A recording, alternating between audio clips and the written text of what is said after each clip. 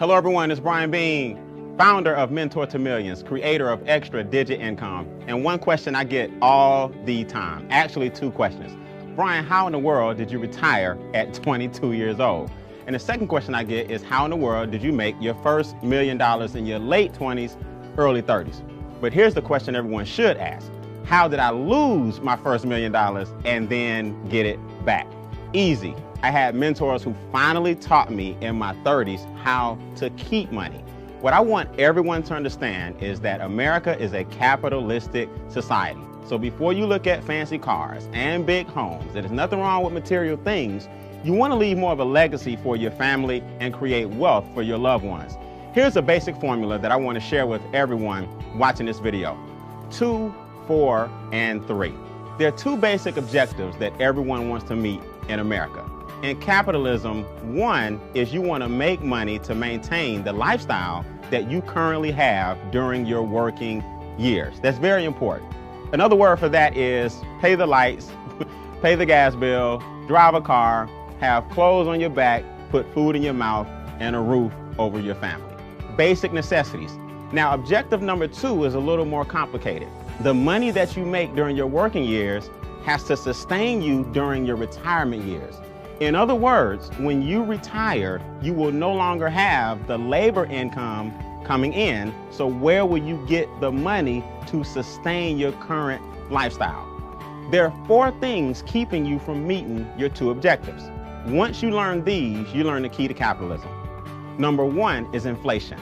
You have to put your time and money into things that outpace inflation. Now, what is inflation? Funny you should ask, because they don't really teach this in economics. They don't really teach this in school. Inflation basically means everything around you is getting more expensive, but your income is staying the same. That means the value of every dollar you make is dropping no matter what the market says. Inflation causes your money to decrease on a daily basis. Now that sounds pessimistic until you understand that there's certain things you can do to outpace it. See, inflation is the silent income killer. And what that means is it nips at you every single day and you wonder why you can't get ahead. There's a reason for that. Number 1, groceries are more expensive, gas is more expensive, daycare is more expensive, healthcare is more expensive, but the market, the farmer's market that is, the grocery store, your boss, and the gas companies don't care that your income flatlined. That's inflation, and I'll show you how to overcome that as I conclude. Number 2 is taxes. Now people say, Brian, you teaching tax evasion? No, I'm teaching tax protection. Wealthy people don't pay $1 more in taxes than they should, whereas most people with the W-2 give away 1/3 of their income to the government off the top. So what you want to do is understand the tax game and how it is played. If you have a W-2, there's nothing wrong with that. But most people with a W-2 basically work from January to April for the government. Which brings you to challenge number 3, debt.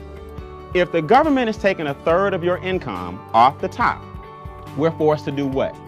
Borrow the rest.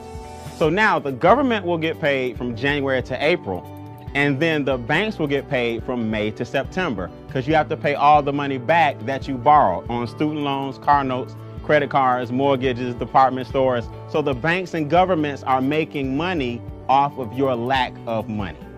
Which brings us to number 4. Challenge number 4 is less than ideal cash flow decisions. When you get hit with inflation and taxes are taken out of your check and debt is up to here, you start to make emotional decisions that prolong your journey to financial freedom. There are 3 solutions to your 4 challenges. Number 1 is real simple, cash flow management.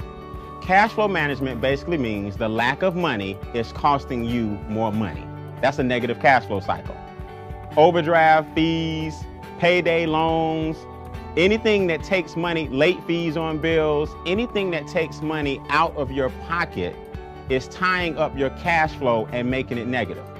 What you want to do is learn how to flip your negative cash flow cycle into a positive so that your money will stay in your house longer. So when I lost my first $1 million, I ended up getting it back because I was able to use my own money and scale it and not make the same mistakes I made in my 20s. The second thing you can do, second solution, open a home-based business. A home-based business allows you to have the same tax benefits and the same tax write-offs as an individual that has 15 McDonald's, 17 Burger Kings, Donald Trump, Warren Buffett, Bill Gates. Listen, your small home-based business can save you a fortune in taxes. Why is that? Real simple. Your light bill, your gas bill, your water bill, your cell phone bill, your internet bill, your gas in your car, percentages of all these bills now allow you to have huge deductions, and your income that you're taxed on is lower. As I conclude, in other words, open a home-based business with a quality product or service and pay less taxes, or make your only income a W-2 and pay more taxes. See, here's the key. Your money is going to make someone wealthy. The question is, who's it going to be? And number 3 is investment income. Always understand that money making money is taxed at a lower rate than labor making money. So do you think wealthy people work harder than you, or do you think wealthy people have figured something out that you have not? There's a reason Warren Buffett pays less taxes percentage-wise than his secretary. He understands capitalism. Remember, guys, making money talks, yes, but creating wealth whispers. I'm Brian Bean. Continue to create, sustain, and advance.